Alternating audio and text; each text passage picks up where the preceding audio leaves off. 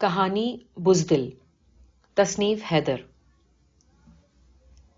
کالی رات میں پیلی اسٹریٹ لائٹ کی بدولت عجیب سا روشنی کا دھبا کہیں پر دھسا، کہیں سے ادھڑی زمین پر پھیلا ہوا تھا۔ ایسا لگتا تھا جیسے کوئی بوڑھا بیمار پریت اپنے کمزور اور ناپاک پنجوں سے ہوا کا سینہ چیرنے کی کوشش کر رہا ہے۔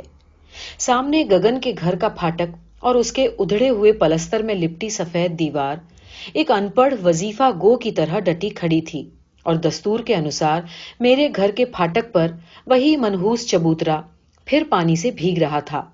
اس کے پھسلونے پن سے بارہا مجھے ڈر لگتا تھا، مگر ٹنکی کا پانی بھر جایا کرتا۔ الارم والی عورت اپنی مشینی آواز میں گلا پھاڑتی رہتی، مگر کمبخت کی آواز نیچے میرے کمرے تک نہ پہنچتی۔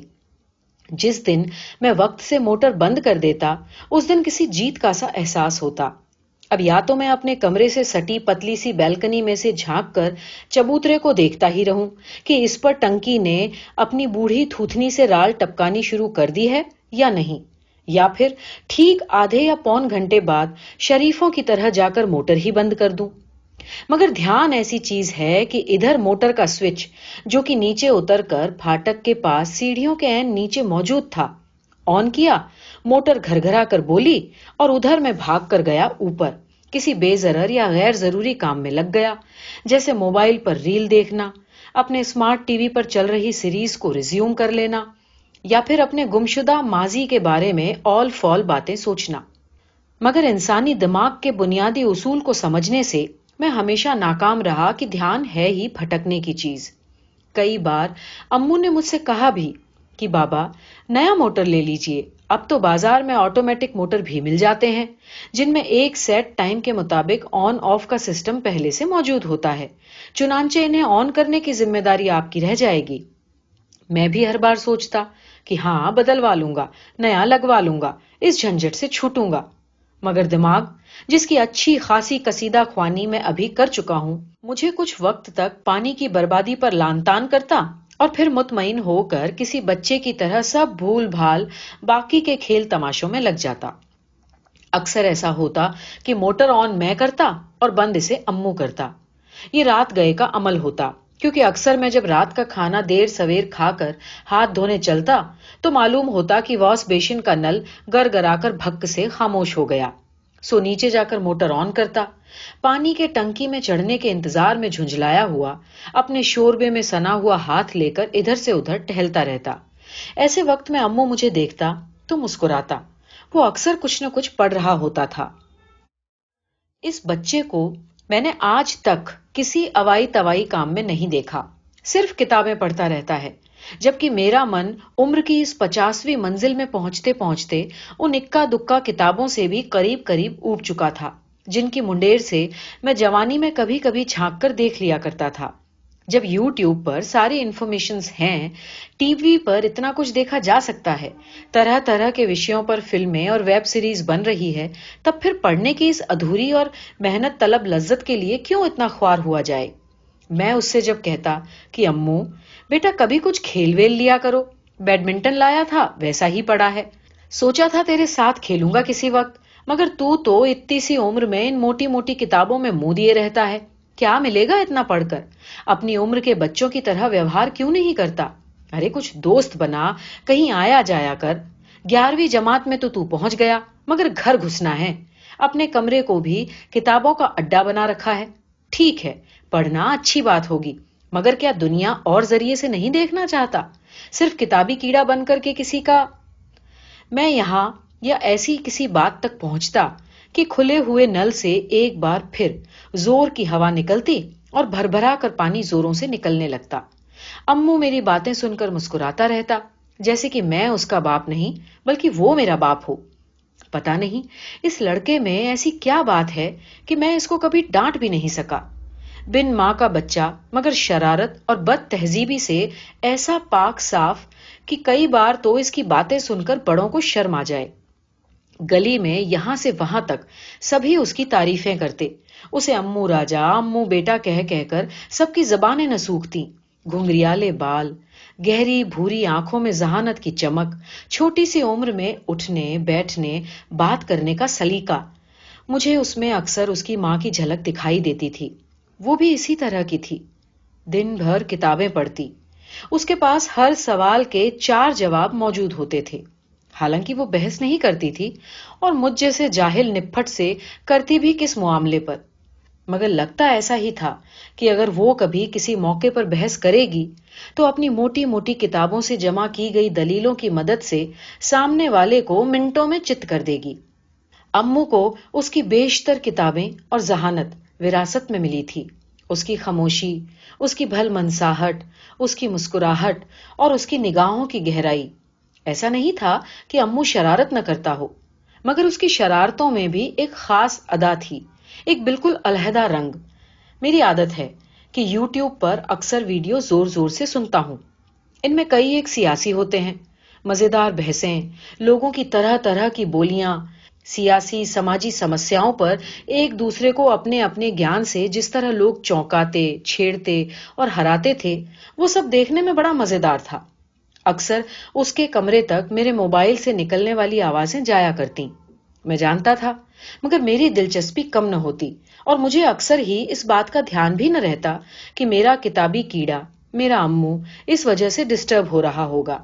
میں اکثر کوئی ریل دیکھ کر زور سے کہکہا بھی لگاتا، کبھی کبھی گالی بھی بک دیا کرتا، یا پھر بدمزہ ہو کر ریل میں موجود شخص کی بات کو اپنی بات سے کاٹنے کی کوشش بھی کرتا، جیسے کہ میں اس ڈیجیٹل دنیا کا تماشا ہی نہیں بلکہ خود اس جگہ موجود ہوں جہاں یہ سب بحثیں ہو رہی ہیں. یہ سارے کام اس قدر بے دھیانی میں ہوتے تھے کہ مجھے خود پر قابو ہی نہ رہتا. جب کمرے کی چوکھٹ سے ٹکے ہوئے میرے ننھے امو کے سائے کا احساس مجھے ہوتا تو میں چونک کر ادھر دیکھتا. اس کے لبوں پر وہی بھینی بھینی مسکراہٹ کھیل رہی ہوتی. کیا ہے؟ میں سب کچھ جانتے ہوئے بھی پوچھتا.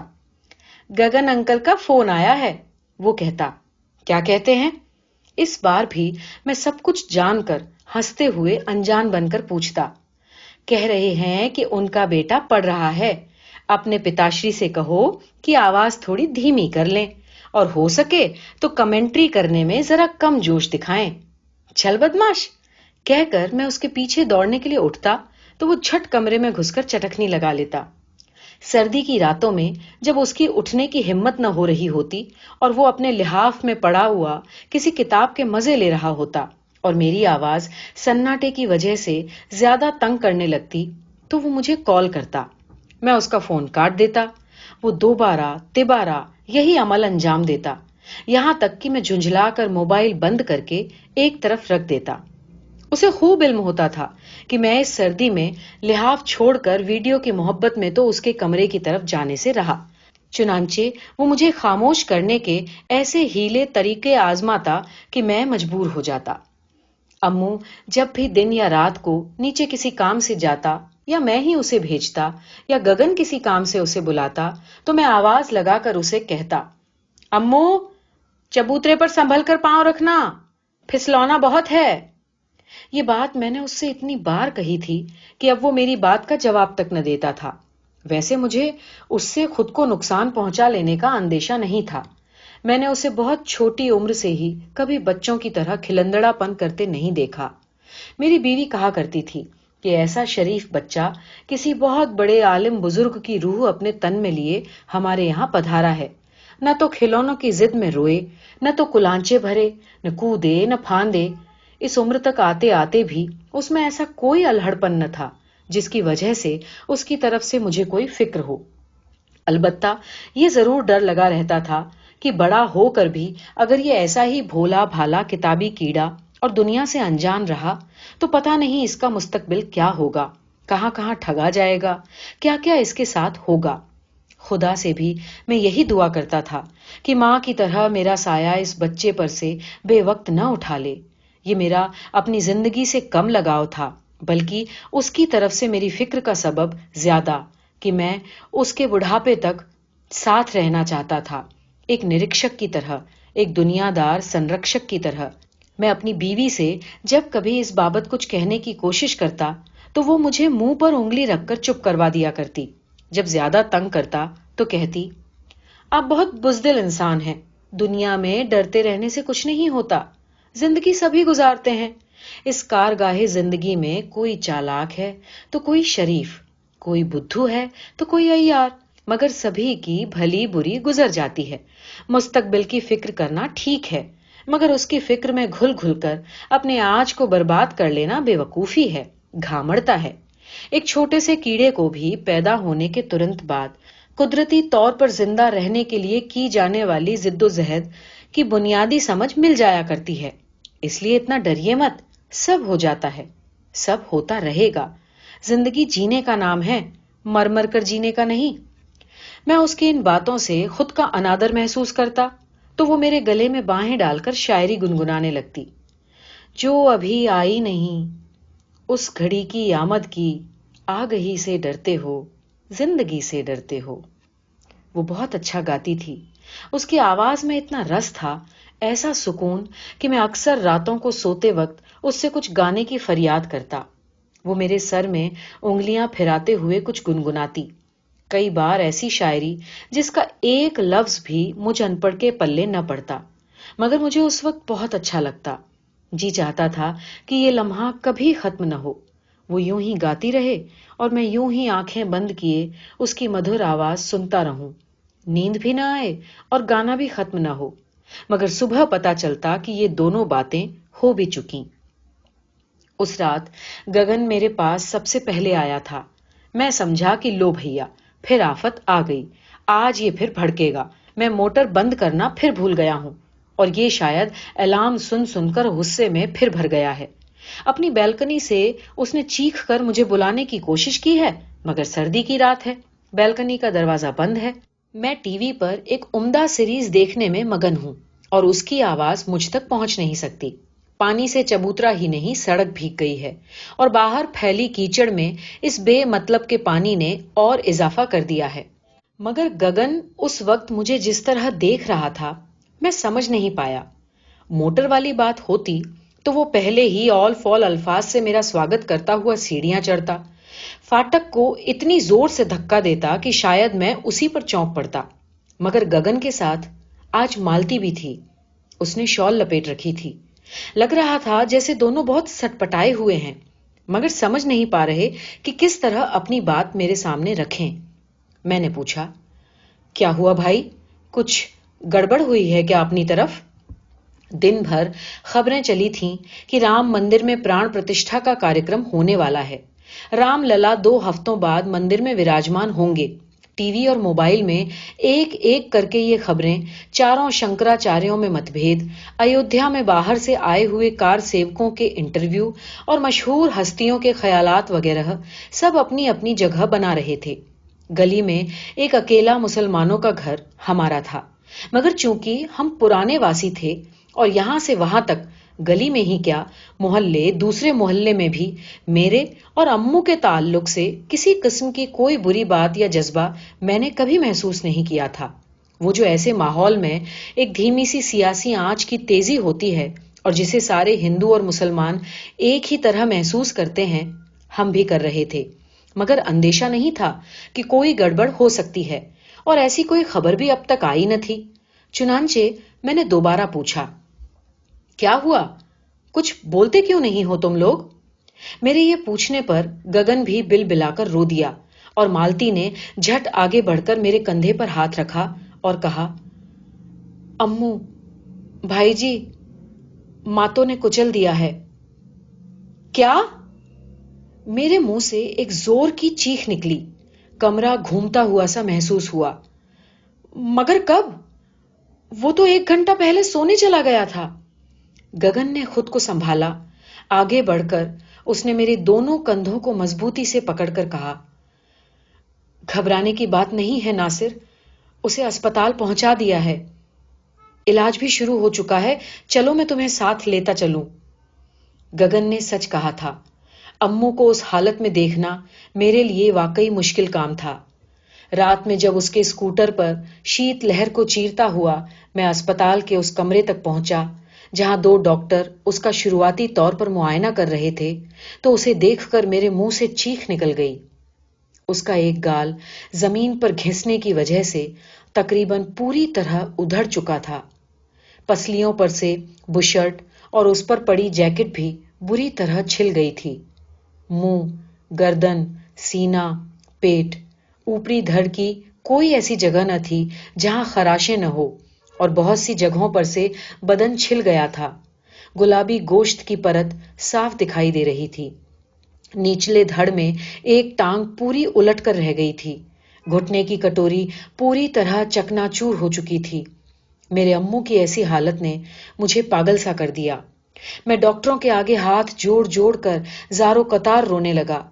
न जाने उस वक्त मेरे अंदर कौन सा दरिया फूट पड़ा था कि आंसू रुकने का नाम न लेते थे। गगन और वो वार्ड बॉय बड़ी मुश्किल से मुझे घसीटते हुए बाहर ले गए। मैं बार बार अपना सर दीवार पर पटकता और सोचता कि अगर मैंने मोटर के बटन का ध्यान रखा होता तो ये मासूम सी जान इतनी रात में उतर कर नीचे न जाती। उसकी सारी हालत का कसूरवार मैं था। मेरी ही वजह से उसकी ये दुर्गत बनी थी। मैं खुद को कोस रहा था।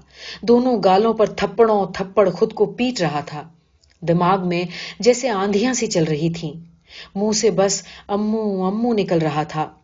बड़ी मुश्किल से मुझे एक कुर्सी पर बिठाया गया, पानी पिलाया गया और समझाया गया कि कुछ बुनियादी फॉर्मेलिटी से गुजरे बिना अम्मू को ऑपरेशन थिएटर नहीं ले जाया जा सकता, इसलिए जरूरी है कि मैं कुछ होश से काम लूं।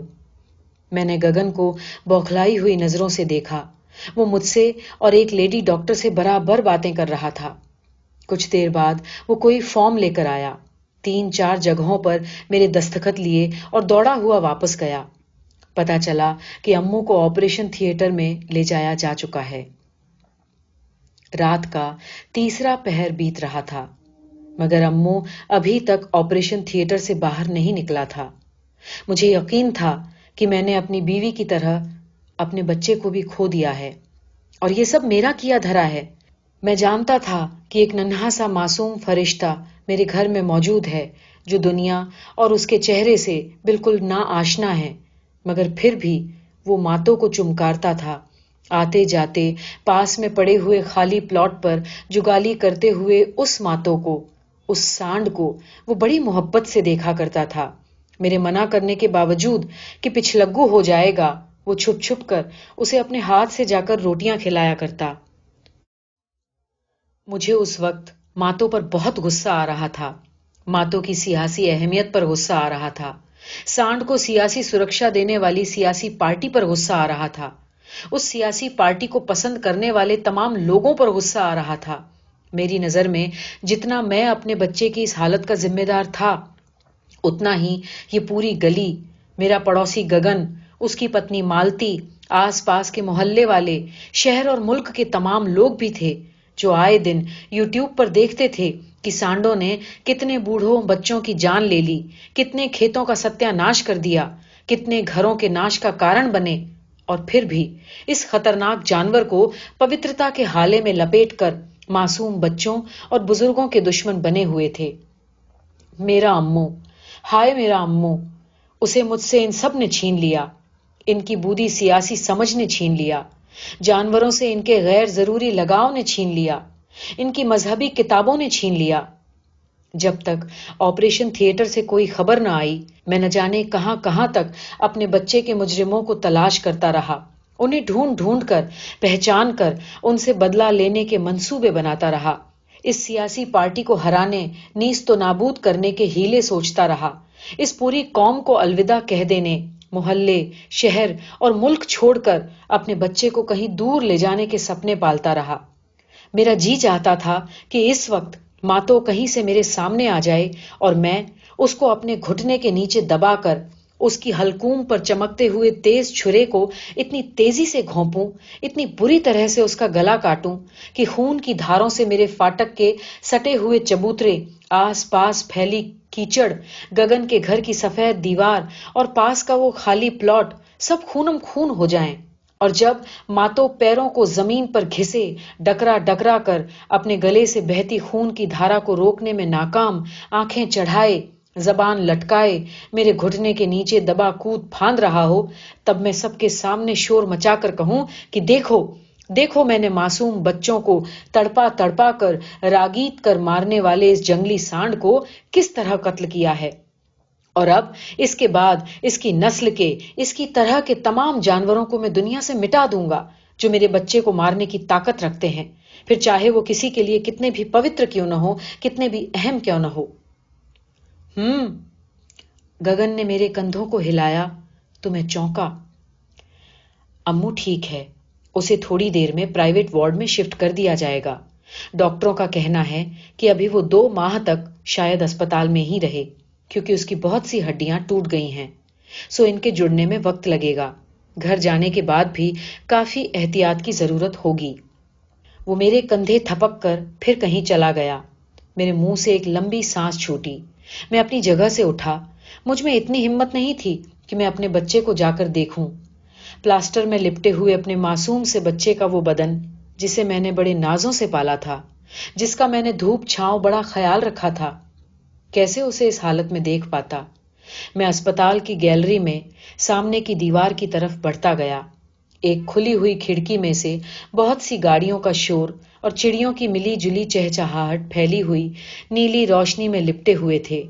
باہر اجالا ہی اجالا تھا اور میرے من کے اندھیرے جنگل میں ابھی ابھی میرے بچے کے ٹھیک ہونے کی خبر نے روشنی کی ایک ننھی سی تتلی بیدار کی تھی۔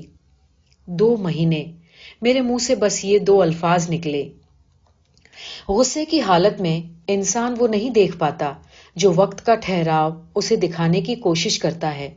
ان دنوں میں نے پایا کہ مالتی نے میرے بچے کا جس طرح خیال رکھا، وہ روز 3 وقت کا کھانا لے کر اس کے پاس جاتی، اسے بڑے پیار سے کھلاتی، ایک ماں کی طرح اس کا دھیان رکھتی، اسے طرح طرح کے لطیفے سنا کر ہنساتی، خوب مزے مزے کی باتیں اس سے کیا کرتی۔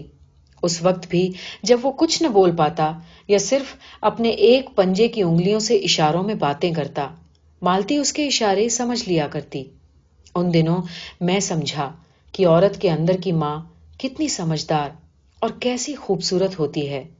مالتی اس وقت میری نگاہوں میں انسانوں کے بے انتہا کیڑے مکوڑوں کے ہجوم میں ایک عظیم دیوی کی سی حیثیت اختیار کر لیا کرتی۔ اس کی عام سی باتیں، چٹکلے اور طرح طرح کے منہ بنانے کے انداز اس طرح کے تھے جیسے وہ کوئی 40 کے اوپر کی عورت نہ ہو کر امو کی ہم عمر، اس کی کوئی معصوم سی دوست ہو۔ میں قریب پڑے صوفے پر بیٹھا ان دونوں کی گفتگو سنتا۔ کئی بار میرا جی چاہتا کہ میں بھی امو سے اس طرح باتیں کروں، مگر اپنی غلطیاں سوچ کر اس رات موٹر کو بند نہ کرنے، ویڈیوز میں ڈوبے رہنے اور اپنے بچے کا خیال نہ رکھ پانے کا دھیان آتے ہی میں ایک گنہگار کی طرح اس سے نظریں چراتا۔ مجھے گگن اور مالتی نے بہت سمجھایا کہ ہونے والی باتیں ہو کر رہتی ہیں، اسے کوئی روک نہیں سکتا، مگر میں جیسے روز بروز اس احساس گناہ کے تلے اور دبتا چلا جا رہا تھا۔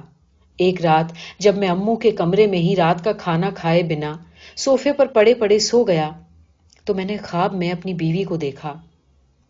وہ مجھ سے ناراض تھی۔ میں بہت شرمندہ تھا، میرے منہ سے الفاظ بھی نہیں نکل رہے تھے۔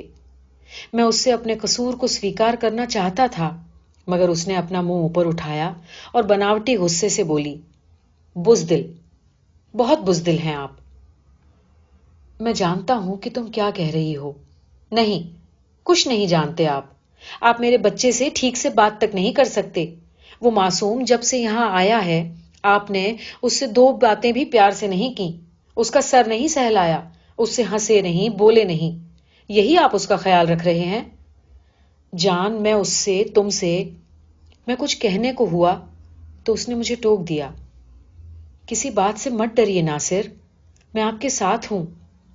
میں نے اس کے ہاتھ کی گرمی کو اپنے ہاتھ پر محسوس کیا اور میرا دل بھر آیا۔ میں اس کی گود میں سر رکھ کر پھوٹ پھوٹ کر رونے لگا اور وہ مجھے بہت پیار سے سمجھاتی رہی، ڈریے مت، سب ٹھیک ہے، شیو بنوائیے، بال کٹوائیے، مجھے پتا ہے اس دن سے آپ نے موٹر نہیں چلائی ہے۔ گگن اور مالتی کے یہاں جا کر ہفتے میں 2-3 بار نہا دھو لیتے ہیں اور باقی دن یہیں پڑے رہتے ہیں۔ جب میرا بچہ ٹھیک ہو کر اپنے گھر جائے گا تو کیا دیکھے گا؟ اٹھیے، جائیے، دیکھیے ہمارا گھر کتنا گندا ہو رہا ہے، صاف صفائی کیجیے، امو کا کمرہ صاف کروائیے، نئی موٹر لگوائیے اور چبوترا بھی کسی مستری کو بلوا کر ٹھیک کروائیے۔ ایسے نہیں کرتے، ہمت کیجیے، اٹھیے، چلیے میں بھی آپ کے ساتھ چلتی ہوں، آئیے. میری آنکھ کھلی تو رات گہری ہو گئی تھی. امو دستور کے انوسار گہری نیند میں ڈوبا ہوا تھا. خواب میں میری بیوی کا چہرہ اتنا زندہ اور ایسا روشن تھا کہ معلوم ہوتا تھا وہ اس وقت وارڈ میں میرے اور امو کے ساتھ ہی ہے. اگلی صبح میں ارادہ باندھ کر اپنے گھر کی طرف چلا تھا کہ آج سارے کام کرواؤں گا. ویسے بھی ایک ہفتے بعد امو کو ڈسچارج کیا جانا ہے. سچ ہے اتنے دنوں میں گھر کی حالت بری ہو گئی ہوگی. مجھے نہ صرف موٹر بدلوانی چاہیے, چبوترا ٹھیک کروانا چاہیے, بلکہ ہو سکے تو گھر میں نیا پینٹ بھی پھر سے کروا لینا چاہیے. امو اتنی لمبی بیماری سے اٹھ کر گھر میں آئے گا تو یقیناً نئے نئے سے در و دیوار کے بیچ اسے تھوڑی راحت ملے گی. مگر میرے یہ سارے ارادے دھرے رہ گئے جب میں نے گلی کے کنارے پر پہنچ کر دیکھا کہ وہی کالا سانڈ ماتو میرے گھر کی دہلیز کے عین سامنے کھڑا ہے. میں ایک کونے میں سمٹ کر کھڑا ہو گیا. ماتو ہر بات سے انجان کھڑا کھڑا دم کی مدد سے بدن پر بیٹھنے والی مکھیوں کو اڑا رہا تھا. اس کے پاس سے گزرنے والے راہگیر اس سے تھوڑا کترا کر گزر رہے تھے. سبھی کو پتا تھا کہ وہ کتنا گھاتک ہو سکتا ہے. امو کے بارے میں پوری گلی جانتی تھی. سب اس سے پریشان بھی تھے, مگر کسی میں اتنی ہمت نہیں تھی کہ اس سے جان چھڑانے کا کوئی راستہ کھوج سکے. سہسا مجھے لگا کہ جیسے وہ میری طرف بڑھ رہا ہے. میرے قدموں کے نیچے زمین جیسے جم سی گئی. امو کا پھٹا ہوا چہرہ, ٹوٹی ہوئی ہڈیاں, مڑا ہوا پیر اور ڈاکٹر کا یہ جملہ کہ وہ تو بہت اچھا ہوا کہ سر نہیں کچلا, میری آنکھوں کے سامنے ناچنے لگے. مجھے لگا جیسے یہ بھاری بھرکم سانڈ ابھی بھاگتا ہوا آئے گا اور مجھے اپنے وزنی کھروں کے تلے روند کر رکھ دے گا. اپنا بھاری جسم یہ مجھ پر گرا دے گا جس سے میرا پیٹ پھٹ جائے گا. اپنے نکیلے سینگ یہ میرے بدن میں ایسے گھسائے گا کہ میری پسلیوں کا جال تڑاک سے ٹوٹ کر ریزہ ریزہ ہو جائے گا. آنکھیں باہر نکل آئیں گی اور زبان ایک طرف کو جھول جائے گی اور میری لاش کو پہچاننا بھی لوگوں کے لیے دشوار ہوگا. دن دہاڑے اس سانڈ سے خوف زدہ میرا بزدل وجود اپنے گھر جانے کے بجائے دوبارہ اسپتال کی طرف چل دیا. بے وقوف ہو, کوئی ان باتوں پر اپنا مکان بیچتا ہے کیا؟ اور یہ بھی تو سوچو کہ ایک ہفتے میں امو ڈسچارج ہو جائے گا. اتنی جلدی میں کیسے مکان کا سودا پڑ جائے گا؟ جب میں نے گگن کے سامنے یہ ارادہ ظاہر کیا کہ میں اس گھر میں واپس نہیں جانا چاہتا جہاں میرے بچے کی یہ حالت ہوئی ہے, تو اس نے مجھے دوستانہ انداز میں سمجھانے کی کوشش کی, مگر میں سمجھنے پر راضی نہ تھا. میں نے طے کر لیا تھا کہ 2-4 گلیوں کو چھوڑ کر وقتی دور پر سڑک سے سٹی ہوئی ایک نئی بلڈنگ میں, جس کا گیٹ بھی مضبوط ہے اور جس میں ہر وقت ایک چوکیدار تعینات رہتا ہے, میں کرائے کا ایک فلیٹ لے لوں گا. دراصل میں نے معلوم بھی کروا لیا تھا. نئی بلڈنگ تھی, چنانچہ 2-1 فلیٹ خالی بھی تھے. کچھ عرصے بعد جب امو ٹھیک ہو جائے گا تو میں کوشش کر کے دبئی میں موجود اپنے ہمزلف لطف اللہ بھائی کی مدد سے وہاں پہنچنے کی کوشش کروں گا. یہ سب کیسے ہوگا اور کتنے وقت میں ہوگا مجھے پتا نہیں تھا, مگر مجھے اپنے بچے کی جان کی فکر تھی اور ایسے ماحول سے اسے بچا کر میں کہیں دور لے جانا چاہتا تھا جہاں کوئی بھاری بھرکم وحشی جانور مجھ سے میرے بچے کو ہمیشہ کے لیے چھین نہ لے.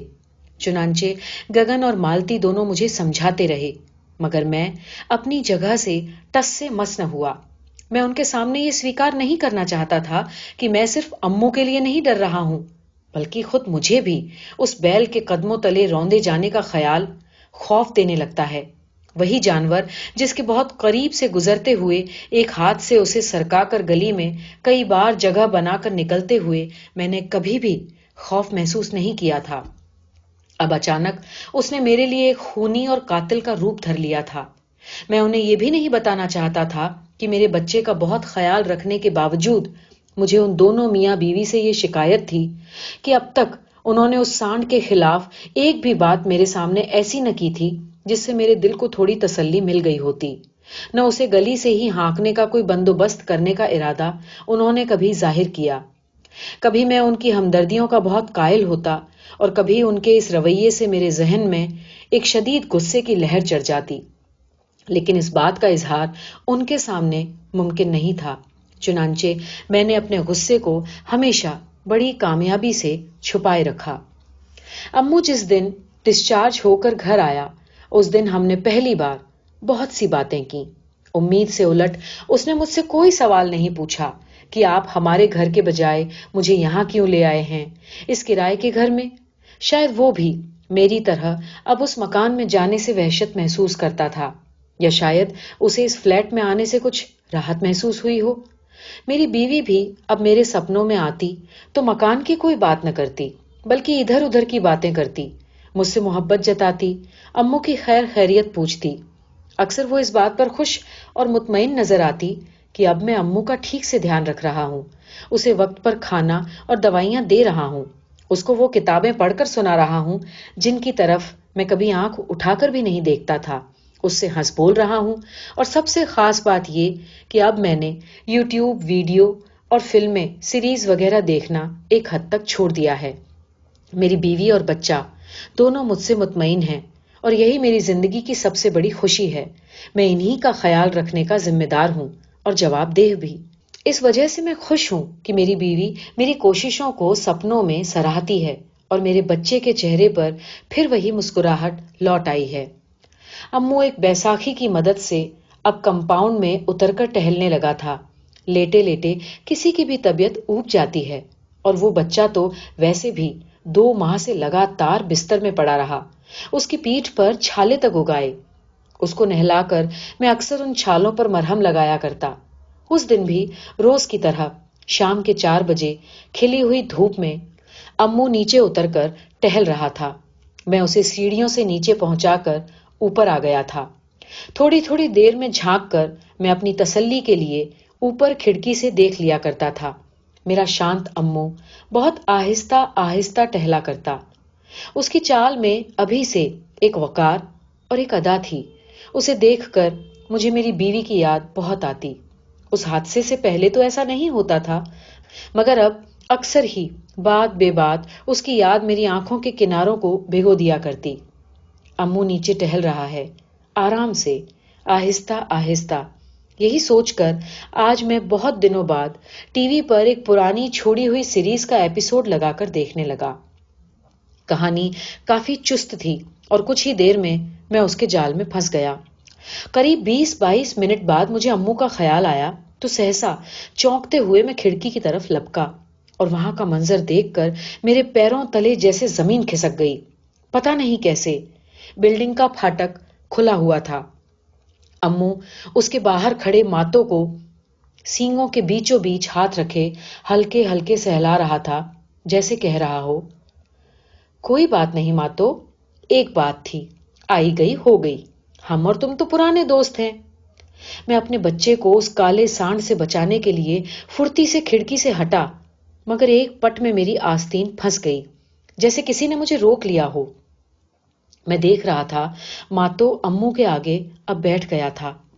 امو پتا نہیں اس سے کیا کہہ رہا تھا، مگر وہ بے زبان کالا بھجنگ سانڈ میرے ننھے سے امو کی باتیں بڑے دھیان سے سن رہا تھا اور بار بار اپنے سر کو ہلکی ہلکی جنبش دیتا جاتا، جیسے اس سے کہہ رہا ہو، نہیں نہیں، اس روز جو ہوا وہ غلطی سے ہوا، وہ نہیں ہونا چاہیے تھا، میں بہت شرمندہ ہوں. اور امو مانو جواب میں کہہ رہا تھا، اب چھوڑو بھی وہ سب باتیں، وہ دیکھو میں اور بابا اس فلیٹ میں رہتے ہیں. وہ ہمارے فلیٹ کی طرف اشارہ کر رہا تھا. مجھے محسوس ہوا جیسے میری بیوی میرے بالکل برابر میں کھڑی امو اور ماتو کے اس ملن کو دیکھ کر مسکرا رہی ہو اور میرے آستین کو اس نے مضبوطی سے اپنی مٹھی میں جکڑ رکھا ہے. میں نے آستین چھڑانے کی کوشش چھوڑ دی. امو کو نیچے کوئی خطرہ نہیں تھا. ماتو، امو اور میری بیوی تینوں بہادر لوگ تھے.